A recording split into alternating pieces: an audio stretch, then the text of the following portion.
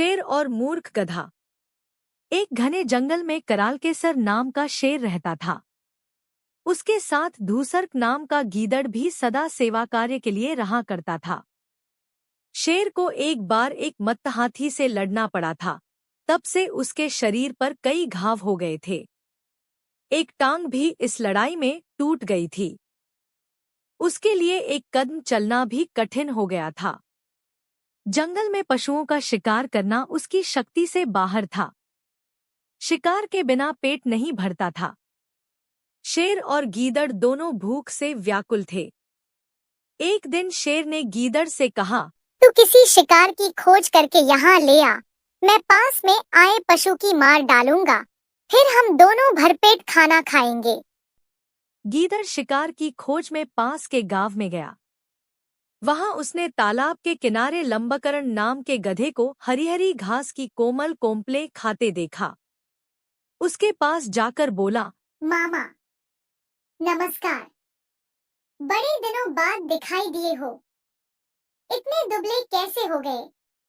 गधे ने उत्तर दिया, भगिनी पुत्र, क्या कहूँ। धोबी बड़ी निर्दयता से मेरी पीठ पर बोझा रख देता है और एक कदम भी ढीला पड़ने पर लाठियों से मारता है। घास मुट्ठी भर भी नहीं देता। स्वयं मुझे यहाँ आकर मिट्टी मिली घास के तिनके खाने पड़ते हैं। इसीलिए दुबला होता जा रहा हूँ। गीदड़ बोला, मामा यही बात है तो मैं तुझे एक जगह ऐसी बतलाता हूँ जहाँ मरकमणि के समान स्वच्छ हरी घास के मैदान हैं।